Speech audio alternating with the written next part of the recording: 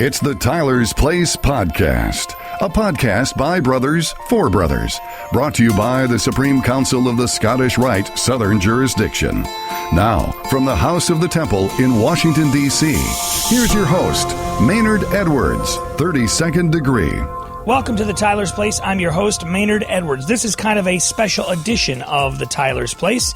Going to be discussing Maynard's summer Masonic vacation. I'll explain in just a second. First, I need to remind you to get all the apps. The Tyler's Place app, you can listen to all of the Tyler's Place podcasts in one spot.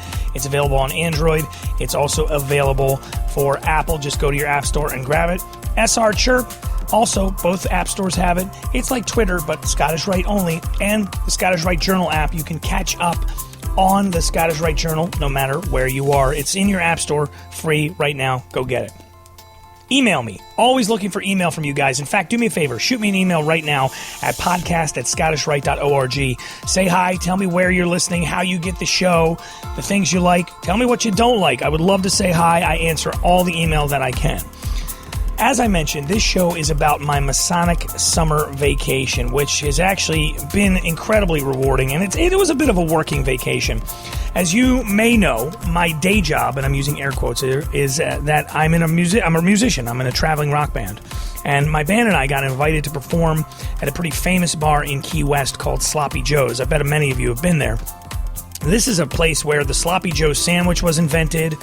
Ernest Hemingway, Tennessee Williams, Harry Truman, they all hung out there, though, at different times.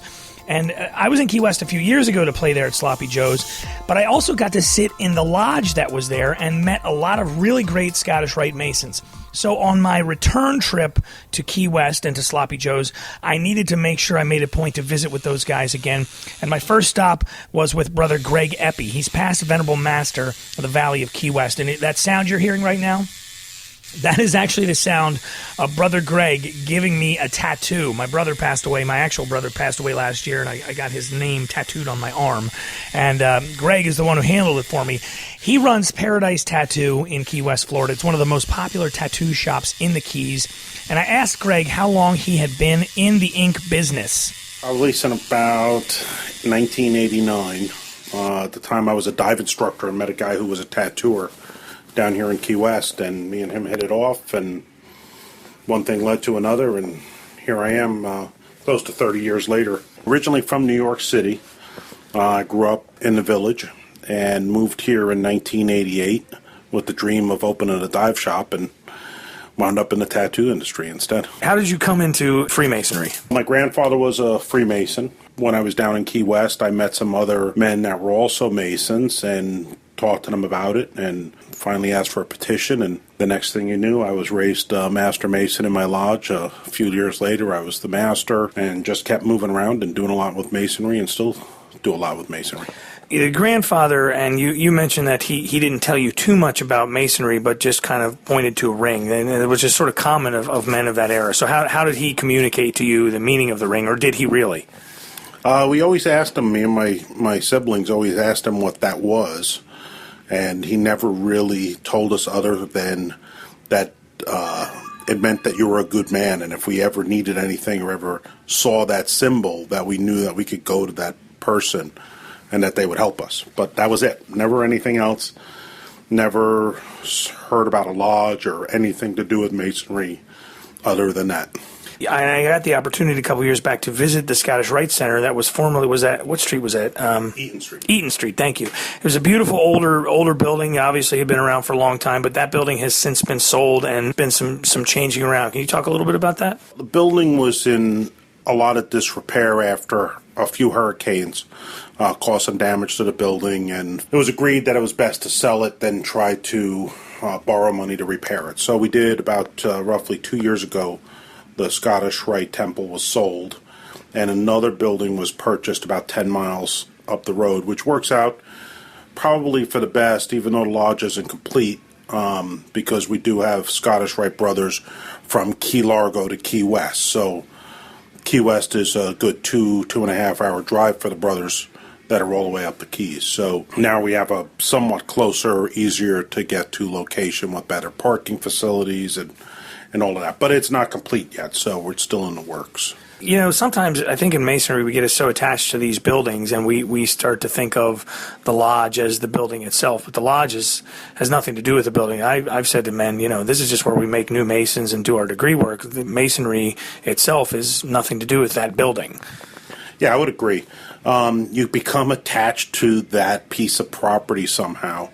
Like you feel in your heart that that's the lodge. But it's a family home, just like your grandmother's house. Exactly. I mean, we spent a lot of time there, a lot of meetings, a lot of get-togethers, a lot of family time, everything. You become attached. But the true part of Masonry is the brothers that you spend time with, not the facility that you spend the time in. So, you break away from it, but... The tattoo business, I think, is better for Freemasons because in the old days, Masons, they wore the ring and it was very quiet. I would say that probably 60% of my lodge brothers have some kind of Masonic ink on them, myself included. Do you have any Masonic ink? All the brothers from my lodge, most of them have a black light square and compasses. So I would say there's about maybe 40 or 50 members who have one that you can't actually see. So you have to look at it under a... So it's a secret black light. That's awesome. Yeah. So under a black light, it'll glow bright blue, and the rest of the time you can't see it. So that's kind of awesome. Cool. I didn't even know that was a thing. Yeah. Now, how about you? You've got sleeves. So yeah, I got on my square and compasses right there. You can't actually see it unless I turn the black light on. That's crazy. I didn't even, like I said, I didn't even know that was a thing. Well, I have to tell you, it was a great experience here, and it was nice to get to chat with a brother. All over Greg's tattooing station, there's Masonic things, and I saw you had a big sign up that said, "One Human Family," which people probably walk by 100 times a day and don't realize that the Masonic connotation of that. Well, Key West is known for that one human family slogan, so it sort of fits with Masonry and Key West and, humankind, obviously, so... Well, Greg, I got to thank you. It was first of all a great experience getting some new ink. I got my little brother's name on my arm. The better part was getting to hang out and chat with you for a little while and get to hear something about you and hang out. The best part of Masonry is meeting other brothers from around the world, and it's always a pleasure. Do you have some Masonic ink? I would love to see it. Send me a picture. Maybe I'll use it as a cover photo on an upcoming podcast. The email, podcast@scottishrite.org. Key West was a favorite getaway of one of our favorite Masons and presidents, Harry Truman.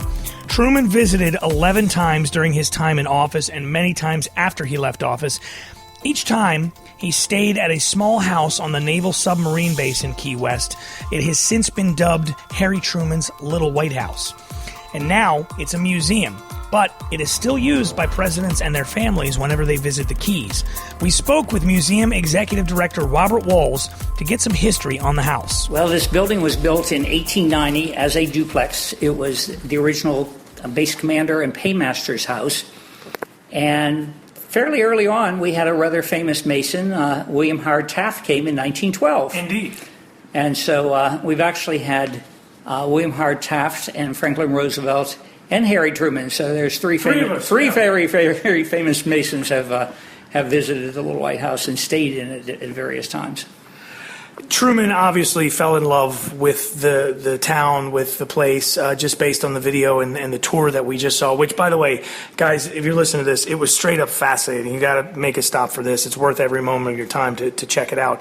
But President Truman obviously fell in love with the place, and it's easy to see why. Tell us a little bit about what President Truman's life was like when he was here at the Little White House. Well, President Truman felt that in Washington he had too many interruptions, and so he accomplished more work in Key West than in Washington, and it also provided him the time so he could clear his thoughts, clear his mind.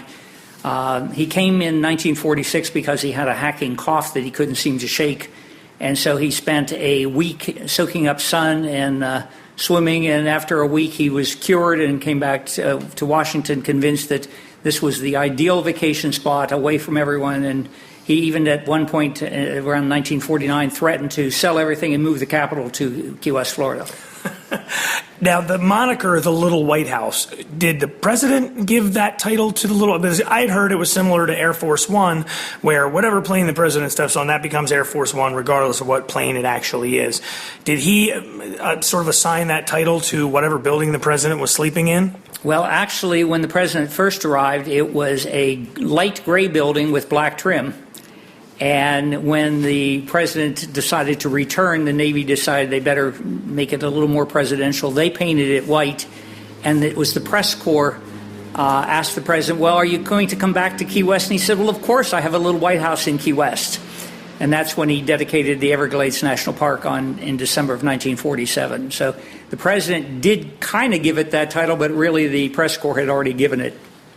You have on display downstairs several of his Masonic items, things that he was presented with over the years, his 50-year Masonic pin, his also 33rd degree card saying that he was a 33rd degree Mason at the Key West Scottish Rite, which the building used to be right up the street here, which we talked about in an earlier interview they've recently sold. The president, do you know if he escaped the premises to go attend lodge while he was here, or was that presented to him because I would guess that security concerns while he was president had to be nightmarish. We do know for a fact that the president did attend Masonic meetings in Key West and also in Marathon after he left the presidency. Which is about a 90-minute drive up the Keys. It's 50 miles from here. So there were at least 2 lodges in the Keys that Truman regularly attended. Let's talk just real briefly. You mentioned one of his favorite pastimes was playing a good card game. Mrs. Truman wasn't necessarily a fan of the card game, so the Navy helped him kind of hush it up a little bit. Well, Mrs. Truman is far wiser than I think people would give her credit for. She certainly knew what the president was doing and who he was doing it with. In Missouri, he had monthly card games. It rotated between a group of friends, and while his mother-in-law did not approve of anyone visiting her house, and he was living at his mother-in-law's, he would go back out to his farm about 20 miles away, and his mother served hostess then for his friends to play cards. Here in Key West, the president, about 7 o'clock after dinner was over, maybe 8 o'clock, they would have a lively round of game poker, various kinds of poker, and the president would call whatever was wild, and he usually came up with crazy numbers and things. But they would play till around 11 o'clock. Then the president would bid everyone adieu and pretend to go up to bed and, in fact, work into the wee hours of the morning, keeping up with the business, because the president said he was on vacation. His staff said they were on vacation, but everyone was pretending to be on vacation. The staff was working like fiends behind his back, thinking, well, at least the old man was resting. The president was thinking, well, at least the staff is resting, even though I'm not, until finally he wrote to his cousin Ethel Newland, and he confessed, I'm signing my name 200 to 600 times a day on vacation. The job of the president never ends. It follows you no matter where you go. And so there is no vacation for a president, really. One other significant thing that we learned on the tour was it at this location that the president announced that he had to fire fellow Mason and Shriner and Scottish Rite Mason, General Douglas MacArthur? Was that press conference done here? It's not quite. What actually happened is I like to look at it as the first domino. President Truman did send a letter from the Little White House to General MacArthur saying that he was going to seek a ceasefire and hopefully get us out of Korea without losing more men. Due to the international dateline and all, it took a couple days for that letter to get to MacArthur, and it was about 10 days later in Washington that Truman actually fired MacArthur. But the first domino in that chain of events fell in Key West. That's Robert Walls, executive director of Harry Truman's Little White House. Look them up online, and if you're in the Keys, you have got to visit. I've been to a lot of presidential homes, many presidential museums. This is easily in the top 3. Their attention to detail is extraordinary. They have the actual artifacts that Truman used, and they're not behind glass. They're set up as where he would have used them. His card table, his desk, his briefcase, even the books he was reading are all set up there and on display. And if the president were to walk into that room right now, he would recognize it as being exactly the way he left it. So go look them up and pay a visit. It will really give you a sense of the human side of Harry S. Truman. Is that the sound of pipes that I hear? I speak with Brother Dennis Riley in just a second. He's the southernmost bagpiper in the U.S. and a Scottish Rite Mason. We're here in Key West at Mallory Square. This is where the sun sets, and you are the southernmost bagpiper in the United States. Yes, sir. Yes, sir. And you're also a Brother Mason. Yes, 32nd degree. And you said you were originally from Connecticut. Right. Born and raised in Connecticut. Came here in 1980. Started piping out here. Been doing it ever since. Awesome. So are you active down